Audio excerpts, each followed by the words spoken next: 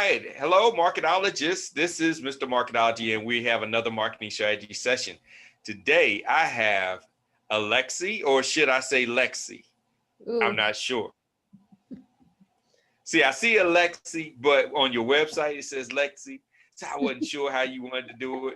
So, but I have Alexi on with me, and she is going to talk about a couple of things. One, being authentic. Two, how to position yourself as an authority. And three, we're going to talk about your favorite social. So everybody loves to talk about social media and so forth, but we want to get first into why you can be who you are and feel good about it. So Lexi, thanks for coming on to the call and talking with us today. Yes, thank you so much for having me. I appreciate it, and I'm excited to dive into something that I'm so passionate about. Great. And see, you are about marketing, mindset, and what was it? Empowerment. Yes. And I have to do one more E. That's the experience. So, so you have to have two M's and two E's, which makes it me. And then we can get into what is being me. Ooh. So you say talking about, see, I'm all about marketing. It's two M's and two E's, but you know, you talk about being authentic, and in today's world of unapologetic and I'm just doing me and so forth, what is it to be authentic?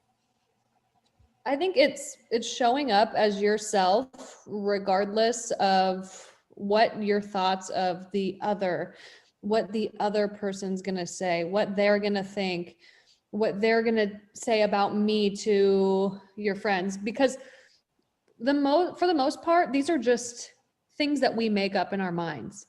It's more of a mindset block than anything. I think that if we decide we're going to show up as ourselves authentically by, if you're a person that cusses, if you show up and you cuss, if you're a person who doesn't wear makeup, you show up not wearing makeup. If you work from bed, working from bed, like showing up authentically yourself, that is going to attract your ideal client to you, because for the most part, you don't want to ever show up as somebody that you're not. You want to be consistent and really have a cohesive experience for your future clients, like the people that you want to work with appreciate the fact that you are authentically working from bed.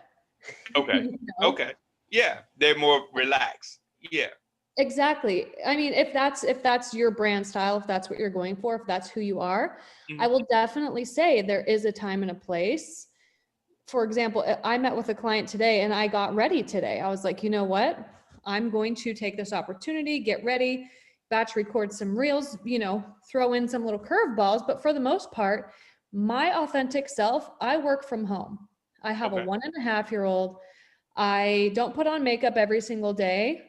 So that's how I want to show up. I want to show up so authentically myself that, yeah, it's uncomfortable at first, but at the end of the day, I'm still being me. This is who I am. And if people don't want to work with me because I don't wear makeup all the time, or because I sit on my laptop in my bed, then they're not my ideal client.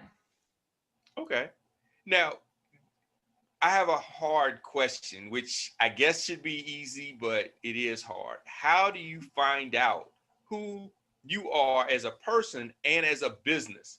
Because in today's time, with everybody telling you what you should be doing or who you should be, or especially with social, with all of the, shall I say fake news, but fake views.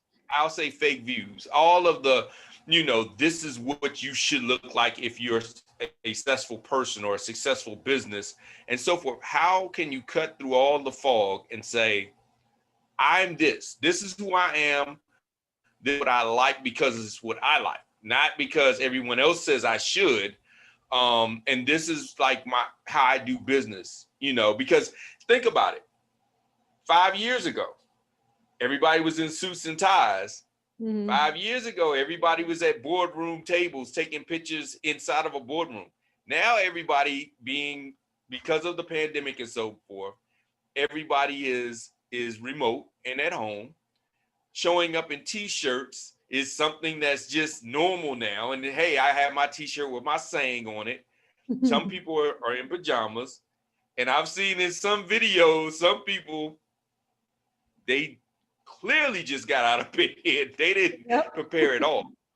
But I mean, how do you say, okay, this is me, instead of this is who I want everyone to think is me? If I ask the question correctly. Yeah, I think what it comes down to is, yes, the pandemic really ripped a lot of people out of the norm, and I think in just the digital world in general and on social media, there was such a huge pressure for so long for people to fit into a specific mold. For example, when I first started my social media account, I'm a solopreneur, I'm a one-woman show, but I would respond to people's comments and say, we agree. We think so too. And I used to do that too. I used to do it too. Yeah, it's like I was wanting to be so corporate and professional. And at the end of the day, it was not coming across as authentic, and it was driving people away, because whether we realize it or not, our audience can sniff through the BS. And so when we show up as authentically ourselves, and when I say show up online, that means getting on, let's say Instagram, for example, getting on stories, or typing out our blogs the exact way we would actually talk, is in those kind of ways, like we show up more authentically, So instead of me typing out like some corporate sounding blog that, I'm just hoping that one day will get picked up by Forbes or Business Insider, I'm typing as myself, I'm typing as what's authentic to me. And because my audience can feel a human aspect instead of a corporate lawyer type, that's going to give them a connection point with me. And that's going to help them connect with me on a deeper level, a more personal level, and not like I'm going to work with her because, I think she knows what she's doing, because there's definitely ways you can establish authority outside of having that corporate suit and tie on. Yeah. And it's very interesting. Whenever I used to consult with corporate and even work in corporate chased mommy bloggers. They could never crack that code because their language was so different than the mommy bloggers, and it used to drive them crazy. Because mommy bloggers would say, hey, this morning I woke up and I picked up little Johnny, and little Johnny told me this. And as I was taking little Johnny to school, this is what came to mind. And it brought me to this point. And they would hire expensive copywriters, and the copywriters would say, this morning, as we woke up, I took my child to the school, and going to school, I noticed a 65% increase in traffic. And then it's like, what?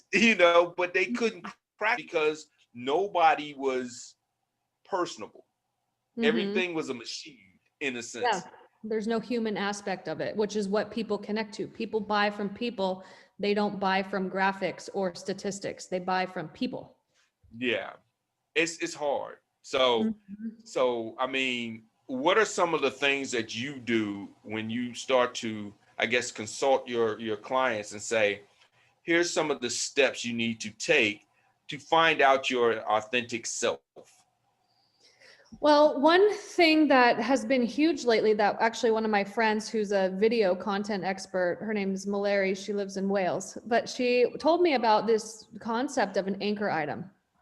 So what an anchor item is something that brings you back to like the core of yourself, something that makes you feel really good. So she was talking about this in the context of getting on video, where she would spray perfume on herself before she gets on video.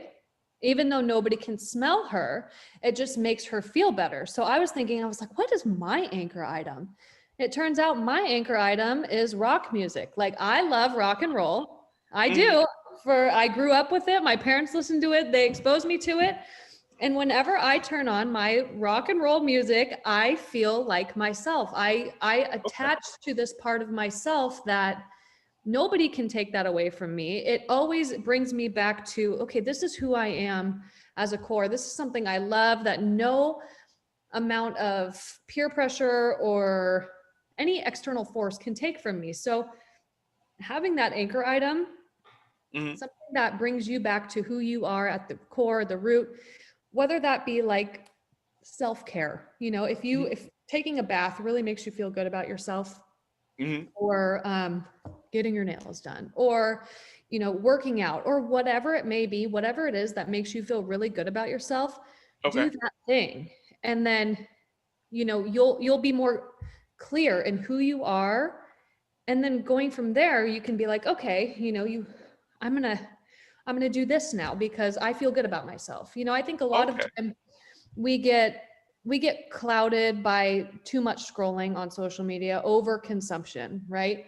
Where we think we need to be doing this, that, and the other thing because Susie down the road is doing that. And, she got really good engagement on that post, so I should be doing that too. But I think what my whole thing in my business is when you show up as yourself, unapologetically, you're going to attract the right people. I think that at the end of the day, the people who know, like, or know, love, and trust you are going to be the ones who see all of you, not just the corporate suit and tie. They know that I like rock music. They know that I have a 1-year-old who screams in my Instagram stories sometimes. They know that sometimes I post a Instagram reel from bed, They know these things about me, and they connect to those things because that's human life. That's how it is. My ideal client is a mompreneur, somebody who's stressed out, somebody who needs clarity and direction and strategy. And they can relate to me on those points. They have these connection points with me that they know that I know what they're going through, and there's a time and a place. There's definitely my ideal client is not somebody who is a luxury brand. It's not. And that's okay. There's somebody for each of us out there. And I'm going on quite a bit of a tangent, but that's it's great information. It's great information. And I mean, like you were saying, having that pregame ritual. I mean, you see it in sports. They come in with the headphones on, and usually they have like a pregame ritual. LeBron James does the baby powder in the air thing. So, I mean, it's what they do to get them in game mode. And so saying, figure out what it is, whatever it may be, that gets you in game mode, and then start to go about your day conducting business. Exactly. So, that's a great way to put it. Yeah, I got to figure out mine. I don't know. I got to figure that out. So, I mean, what do you do? Okay, Lexi. What do you do about the mean girls? Those I'm being me, I'm unapologetic, so I say and do what I want. And what about that, especially when it comes to business? Now, when it goes to just, leisure and entertainment, okay, that's one thing. But, even in business, you have the so-called no-nonsense CEOs, and I'm just the boss, and da-da-da-da. And they hang their hat on, I can say and do what I want, and hide behind unapologetic. And like you say, you can be like, you're just being mean just to be mean, that type of thing. Yeah, I know the type. I've learned that, especially on social media, the best thing you can do when you see somebody that you don't necessarily align with, they just, they have pressure tactics, scare tactics. They just are just like the way that they are is just not a way that aligns with me. I hit unfollow or mute. I choose what I consume online. And I think that's a huge important factor us online is, again, we overconsume so easily. We can get so inundated with what this person's doing or what that person's saying. Yeah. But at the end of the day, we have the choice of whether or not we're going to consume what they post. So I actually have had people that I feel like come off as mean girl type marketers, and I unfollow them. I choose not to engage with their content. I look at it more of a way of, you know, I don't really like this term. Like, that's just how they are. Yeah. But that's how they are, and I have the option to not engage, so I don't. Okay. And that makes sense. I know that, the age of Gary Vee that happened. When Gary Vee came out, before Gary Vee, everybody was so, buttoned up and so forth. But then Gary started dropping all kind of F-bombs and this, that, and the third. And now everybody's in their social I'm just gonna say what I want. And I'm like, now you sound like you're imitating Gary Vee. It doesn't even sound like it's coming from that particular person or people. And so, I know we want to move on to marketing, but that mindset of figuring out who you are and really drilling down to who you are, because you know who you are. Yeah. Not because on paper this looks good. Because a lot of times that's what we do. It's like, well, I'm supposed to be this. And it might be somebody else's influence. Even if it's your client, even if it's your client and you're like, well, I know that they like, let's say they like red. I'm going to wear a red shirt because I know that they like red, and I'm pitching Coca-Cola, so I'm going to wear red, that type of thing. Yeah. So. But you know what, people, I think this is one huge message that's really important for people to really understand, not just hear, but to understand, is that your audience can smell when you're not being authentic. They can feel it, they can smell it, they can see it. If you're not being 100% true to yourself, what you're saying and what people are understanding is completely different. It's not in alignment ever. So that's why it's so important to me, like, that people just figure out who the hell they are, and what your point is about Gary Vee. I think a lot of people are like, oh yeah, I'm going to be like that because that's what works for that person, but it might not be what works for you. And that's something that I really try to push with my clients is be yourself. Like, do what works for you. When people are like, how often should I post on social media? I'm like, how often can you keep up? How often can you be consistent? I was just about to ask you that. I was just about to ask you that. Yeah. Like, how, I can tell you this is what I recommend, but if I say you have to post 6 times a week, you have to, and you can't keep up with that, it's not gonna work. You have to do what works for you, what you can stay consistent with, what feels good for you. Okay. And that's where, I think people like Gary Vee, when he comes out and, takes off the freaking blazer and is like, all right, listen, we're gonna, throw some F-bombs in here. I think that there's an aspect of that is giving people permission to be themselves, which is great. But I think a lot of people transition over to well, again, that's what works for them, so it must work for me. That's not how it is at all. So I would really recommend to people to really get in touch with themselves, like spend some time journaling. Like, there's this book I got at the Goodwill that has 3,000 questions about me, so ask yourself questions about yourself. Get to know yourself. Don't let yourself get so inundated with what everybody else in the world is doing that you lose sight of who you are, because people can tell. That is great advice. And I think that's a hard homework assignment to do, but necessary, because a lot of times I think from birth, or at least from kindergarten, you are always told what you should do or who you should be. And so you're so used to accommodating everybody that you do lose sight of who you really are. I know I did. I remember my nephew one time asked me, he said, "What do you like to do?" And I couldn't name what I like to do. Now, I named everything that everybody else in my life liked to do that I did because they like to do it. But I couldn't say, this is mine. This is me. Mm-hmm. And so I found out that I lost myself in everyone else. And I started working on trying to find out myself. Now, I haven't finished that journey yet, but Never do. yeah, there's some things I'm sure of. I know I like this. I know I don't like that.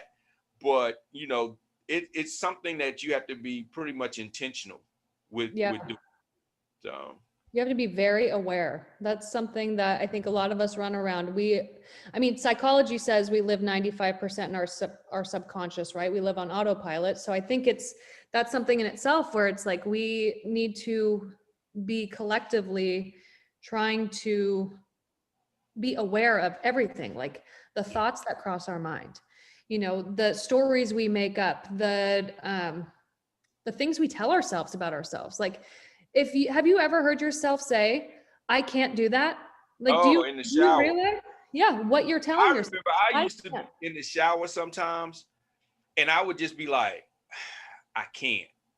Now, it had no context to nothing. I would just be in the shower and be like, man, I can't. Yeah, right.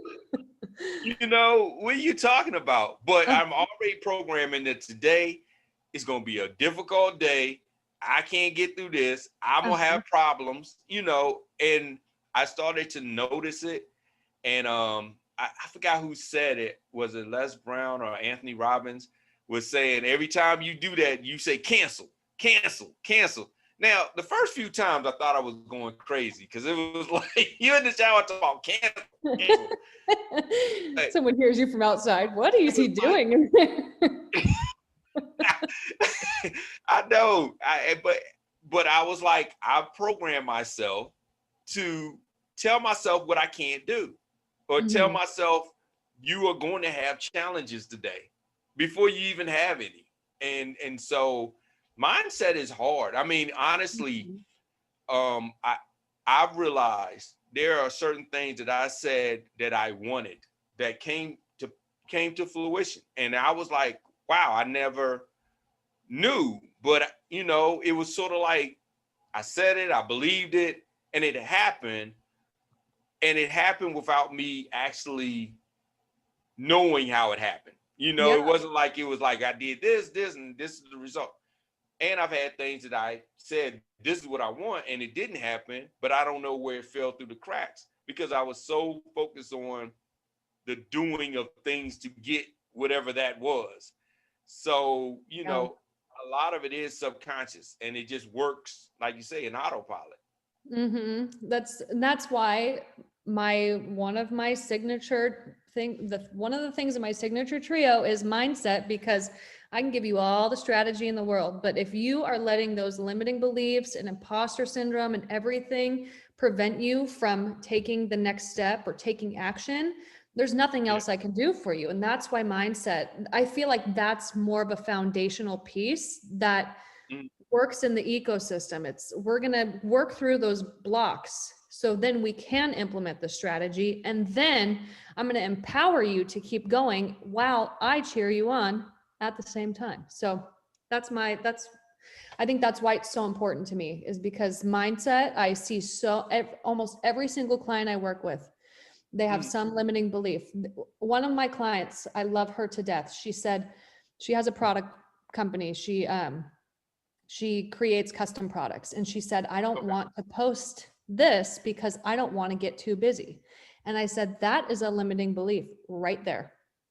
And then she was like, oh, it is, isn't it? And I'm like, yes, because she still has a full-time job as well. And I said, if you do post it and you get too busy, then guess what you get to do? You get to quit your job. And I get that that's scary.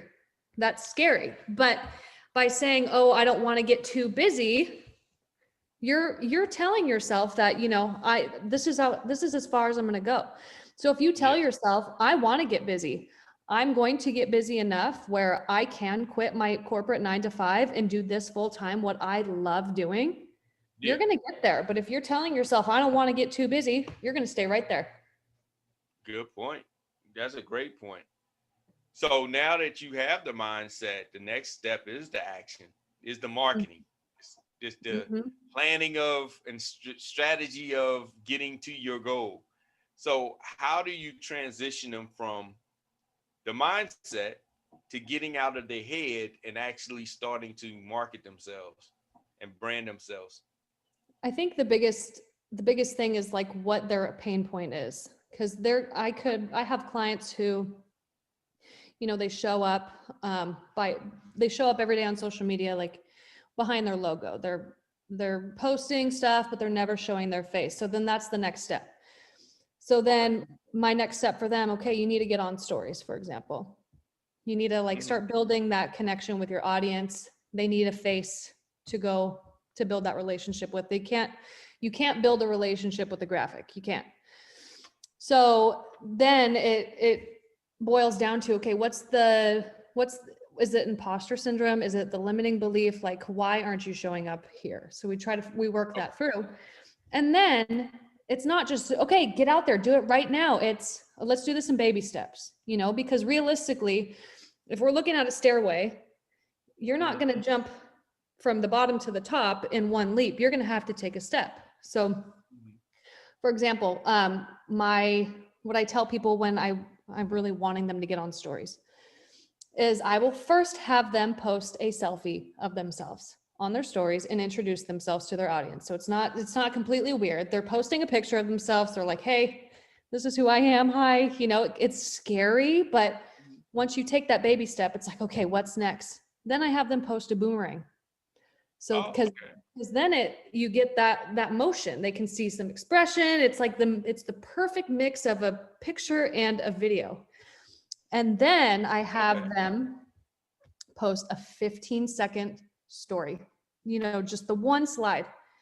And I tell them, you can do anything in 15 seconds, anything.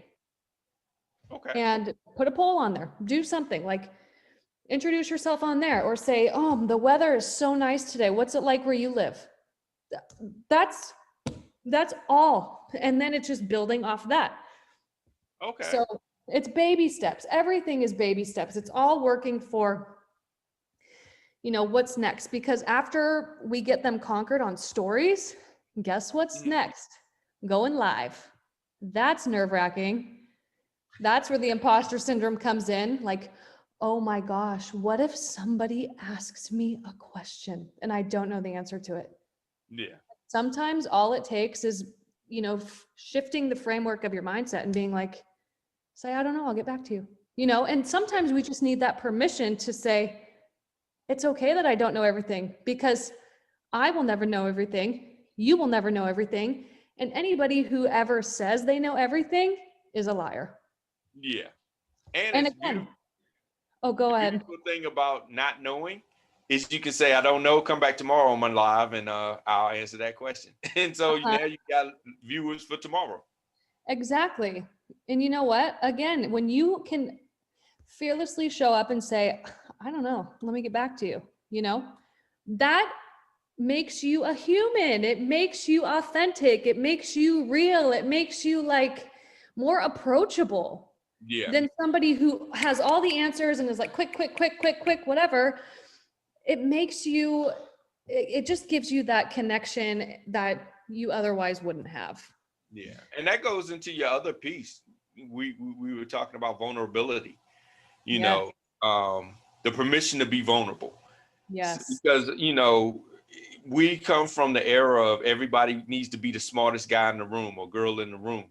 And so you never show vulnerability. And I always have it in place. And I always take pictures in my best light with my best filter, which is interesting about these filters. On a side note, I'm going to tell you, my little ones got me into TikTok. Though I don't use it for marketing, I binge TikTok at night, which everybody will tell you, if you get a TikTok from me, it'll probably be at 12 or 1 in the morning, but I binge TikTok and share. But they will show like these before and after from some of these makeup artists. Incredible. Let's put it like that.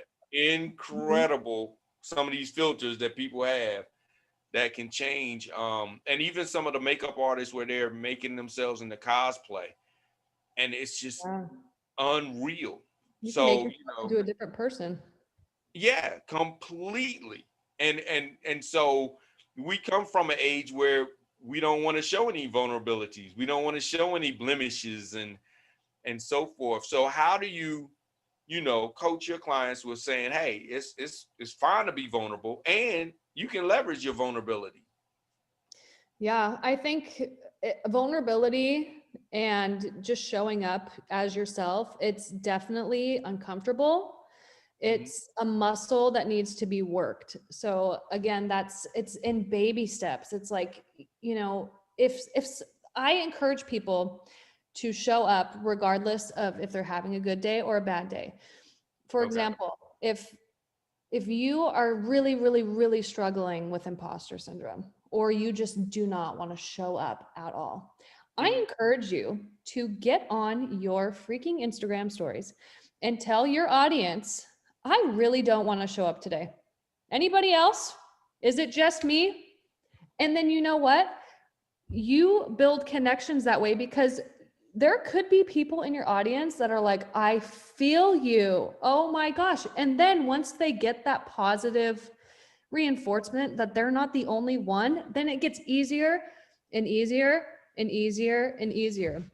Okay. It's all about just working at it and trying, because a lot of people, I think we grew up in a society where, again, yeah, vulnerability is like, it's people are scared of it. They're scared of showing these parts of themselves that are actually normal and human. And we're never going to know what's normal unless we start talking. I think in a lot of ways in life, we have lost the aspect to have conversations about hard things and talk about hard things and talk about difficult things. And so it takes one single person to show up and say, I don't feel like showing up today.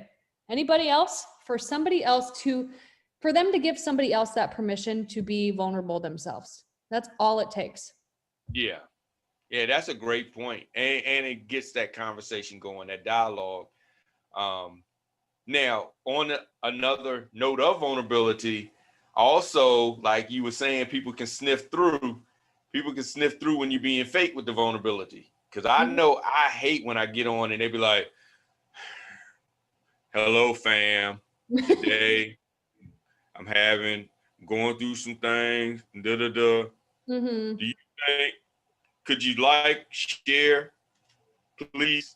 And be like, really?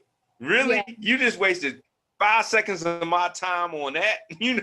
Yeah, you can tell That's when my it's not TikTok. real. You can definitely Yeah. tell. You can tell when it's for a sales pitch. You can tell when it's just for attention. You can tell when it's just inauthentic. And that's why it's so important, like, to me, for people to always show up authentically. Like the good days, the bad days, the I don't really know how I feel today days. It's show up as yourself every single day, how you feel, how you are, because people are going to trust you more Okay. for being 100% yourself all the time. Yeah. Nobody wants to follow somebody who's always in a good mood, always happy, never has any problems in their life, because that's not real. That's not real. And we live in social media land, right? Where everything's perfectly curated and people don't want the perfect. They want to know that their feelings are normal. Yeah. Their bad days are normal. Yeah. That's a real good point. I mean, because you do kind of look at those profiles to where it's like, wow, okay, no filter. Okay, this isn't in front of a expensive car or a mansion. Okay, this is normal, versus all of the commercials, which is another thing that businesses struggle with, because you're used to the polished commercials and so forth. And then you find somebody just has a cell phone, does a video from a cell phone and gets all this, attention. And you're like, we spent tens of thousands of dollars on this ad and nobody is clicking it. And it's become so polished that they're like, okay, I know that's an ad. I'm not even going to pay attention to it because I know it's an ad, where this person could have said the exact same thing, but it looks like it's just from them. I mean, it's a cell phone shit. Yeah, I think that's why like product placement marketing is so powerful, because you don't even like, it just goes into your subconscious, like you're subliminally being marketed to, and you just thought you were watching a video. You just thought you were watching your favorite person, and then all of a sudden you're purchasing that water bottle that they had. That's so true. And it does work. And that's why everybody now is into the influencer marketing. Yeah. You know, exactly. and even with that, you can tell who's actually influencer marketing versus somebody that's really good at it, and you don't even know that you're being marketed to. But they're, like I say, the product placement is there. So so that's really a good point. That's another thing too. I tell my clients, if they ever get reached out to by brands, I'm like, only work with brands that you actually like. Because again, people can sniff out if it's just a plug. They can tell.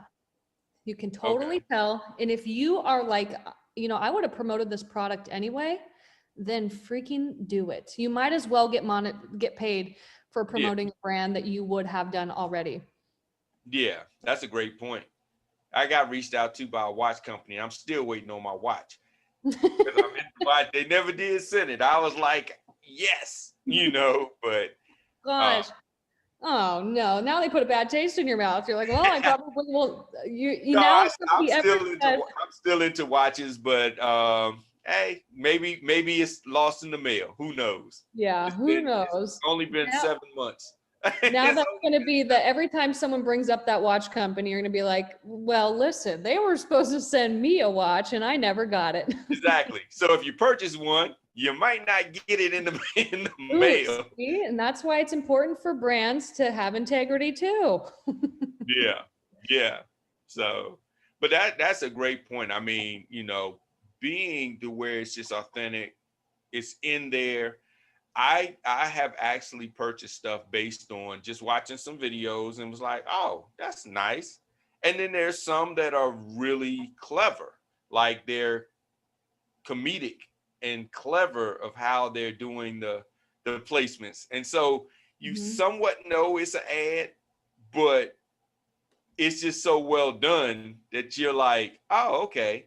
Especially there's a few comedians that do it very well.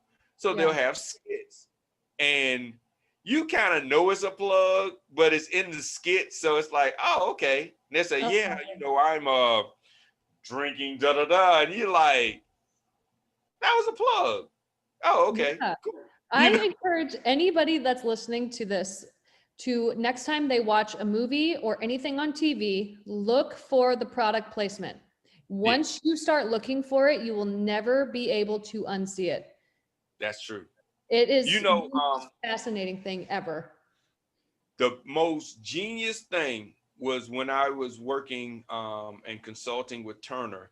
They had a deal with Cougar Town, and Cougar Town struck a deal with Target, and they product placed the wines, the clothes, and you literally could watch the show. And if you're watching it online, you could order while you're watching the show whatever they were drinking and whatever they were wearing.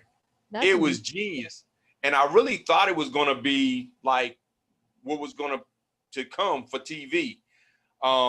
They don't do it. I think Instagram does it now, because Instagram now you can shop. They'll show you the little video and they'll have little dots, and you click the dot and you can buy whatever that is.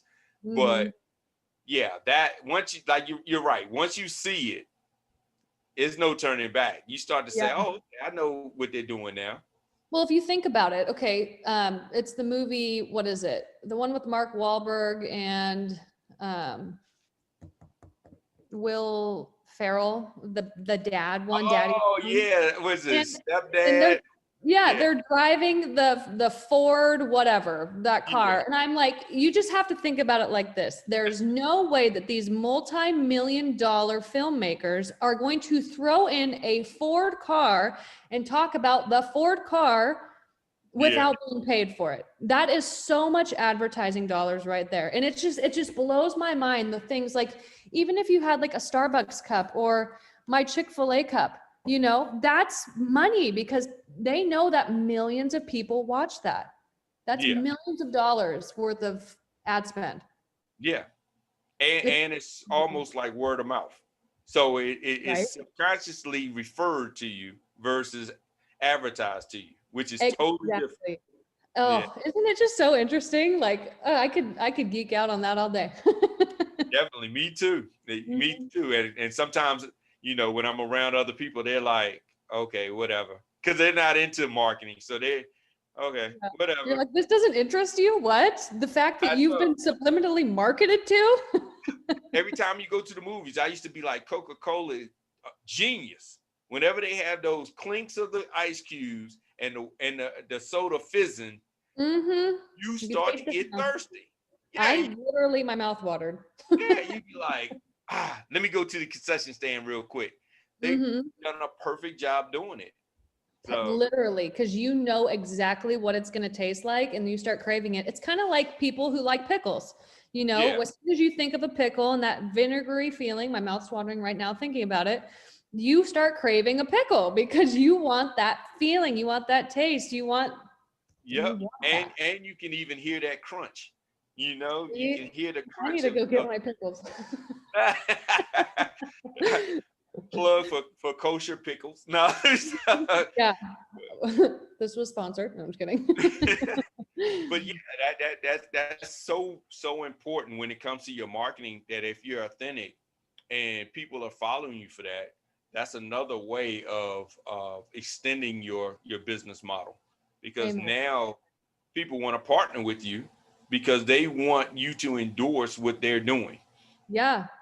Um, And it won't come off again like a sale. It's going to come off more like subliminal marketing, which is way more powerful than any kind of ad spend. Like if you're getting an ad on your Facebook account, it's way more yeah, powerful because it's already coming from people that you trust, that you love, yeah, that you know. yep, exactly. So the last part is the Mm-hmm. empowerment aspect of it. Um, this is important for everybody. Everybody know that the empowerment piece, that support piece, is so critical when you're in business, especially when you're in business with a bunch of, I guess you would say, yes men. They work for you. You're paying them. They agree with everything that you say. But to have somebody that can empower you, that can support you, whether it's a mentor or a peer, you know, that's so important. So how do you work with your clients when it comes to that empowerment piece? There's two ways. There's empowering them Mhm. to take the next step, and then there's me empowering. Well, there's me empowering them to empower themselves, and then me empowering them, like cheering them on. I think Okay. it's really important that I think it comes a lot from me first, is being like, you can do it. This is awesome. I can't tell you how many of my clients just send me random screenshots and they're like, look, you know, and they get excited, and because they know that I'm going to be there cheering them on. And then the snowball effect of that is they want more. They love that feeling of like, I did something, you know, and I have somebody that I can lean on, that I can ask questions to, that is going to root for me and is going to give me, you know, that strategy or that little like even boost when I feel down. So Yeah. it's this huge, it's just this ecosystem of like, I'll cheer you on, you cheer yourself on, you know, let's do this together. It's more of a partnership, it's a collaboration. It's not just, you know, me giving you strategy and then you coming back and being like, why didn't this work? You know, we're working Yeah. together the whole time. Yeah. And you know, like when I teach somebody how to make content, for example, and then they post on their Instagram this piece of content, I'm going to engage with that thing like you've never seen before. I'm like, yes, queen, look at you. This is so helpful. You know what I mean? And helping them feel that like, I'm doing this right. I'm really good at this, aren't I? Because that's the biggest piece, because that ties right into your mindset. If you can Mhm. say, you know, I am doing this right. And then the strategy from there is it's a no-brainer. Okay. And that's important, especially when you have, sometimes, you know, especially with entrepreneurs, it can be a lonely road because you might have not get that same level of support from Mm-hmm. people that are close to you, especially if they don't understand exactly what you're doing and why you're doing it. And Yeah. they have their ideal of what you should be doing and who you should be. So I was just talking with a friend of mine today about when they say stuff like, oh yeah, that little business that you have, or oh I see you out there trying to do this and that. That's a little bit of poison being put into Mm-hmm. your drink every time. And they sometimes they're doing it intentionally, but a lot of times they're not even doing it intentionally. It's just that level of support isn't where it needs to be for you. They Yes. envision you being something else. Yep. They So, don't see your having that potential. support, having that support is so important. Yes. Especially when you're starting out. Yeah. And then I think it really ties in with the mindset piece because, if I tell you, if I try to shift your framework one time, right? And I'm like, no, this is how you should think about it. And that's just not really like the way I explain it doesn't really resonate with you. And then you start feeling like, okay, well, I'm not going to ask again, but having like knowing I'm there, knowing I'm there to support you and knowing that, there's always something that I'm there to cheer you on with it really ties in. Have you ever had somebody explain something to you in one way and you're like, I just really don't get it. And then you hear it, the same exact phrase, but phrased in a different way. And you're like, I got it. Like, I know what you mean, but sometimes it just doesn't resonate with you in another way, and that's why the empowerment and mindset piece go so strongly together. And then the strategy comes after that. Okay. Yeah, I've had the opposite to where somebody comes and tells you, have you heard about blah, blah, blah? And I'm like, that's exactly what I just said. And they're like, oh, I'm like, Yeah. I said that. That's what I told you. Did I And say it the way the that? one that I hate, one that I hate is they saw it on Facebook. Oh, I was seeing this Facebook post and blah, blah. And I'm like, really? Because I've been telling you that, really? Uh-huh. Yeah. Sometimes people just need to hear it in like 10 different ways before it actually sticks in their brain. Like that saying, what people think of you is isn't your business. What people's opinion of you is none of your business. I've heard that saying over and over and over and over and over, but like, yeah, I get it, but it doesn't like dig deep enough, right? Yeah. It doesn't hit any kind of pain spot with me, but there was a girl I follow, she put it in the way of, it's not about you. Like nothing is about you. And for some reason that stuck with me more than people's opinion of you is none of your business. Yeah. So it's literally, sometimes we just need to hear it in a few different ways in order for it to stick. And I think that's what I was trying to get with the mindset and empowerment piece. Like they're just, it all coexists together. Yeah. And you're right. And in the environment that you're in too helps. Because when you're working with a partner or a mentor or a coach, a consultant, you're in your mind, you position them a certain way. So what they say, you receive a different way than if you're listening to somebody else that may or may not be in your business. And you're just looking at them as just, that's just my cousin, or that's just so-and-so. Yeah. They don't know, and they could really know what they're talking about. So yeah, there's something, there's two things. There's something about paying someone to help you that really helps you. And then there's something about, looking up to someone as an authority in a certain area that really helps too. And a lot of times our coaches and mentors and whatever, they see more potential in us than we see in ourselves. And that's where the empowerment comes into place. It's like, I know what you can do. I see it. So here's the strategy of how to get here. And let's shift your mindset so we can, meet at these crossroads. Yeah, that's true. So we can get out of our own way. That's really Exactly. it. That is literally, that is the key thing that is holding every single one of us back, is ourselves. I'm not trying to downplay the lived experiences that some people have had, but there's a mindset to bad things. You can take any situation and flip the script and say, you know what, this is what I learned from that, and this is how I'm going to move forward and not let that happen again, and to change my life for the better because of that, because of what I've learned. It's all about our mindset. And if we are constantly saying, because of this external factor, now I can't do this, you are in your own way. You are in your own way. And actually, my post for my Facebook today, or not my Facebook, my Instagram, is happiness comes before success. Because how many times do we sit there and say, well, I'll be happy when I make 100,000 this year. I will be happy once I buy my new Tesla. I will be happy when, if blah, blah, blah. Then you're waiting Yeah. on these external factors. And Yeah. actually, I read the book, The Happiness Advantage by Sean Aker. Okay. And he explains it so well, how the people who choose to be happy, they find a way to be happy, they shift their mindset, actually are more successful than people who are waiting for happiness to come. Wow. That's a Like great book. statistically proven. Wow.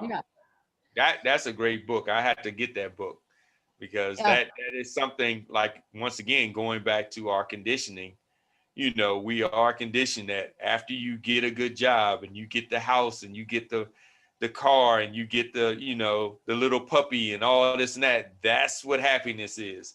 Yep. Nope. And That's so why we people chase. say money can't buy happiness, because if you're constantly waiting on this, that, and the other thing, like, sure, you're going to be happy when you're on a yacht with your $100 bottle of champagne, but that's a material thing. Like, happiness is an inside job. Yeah, that's true.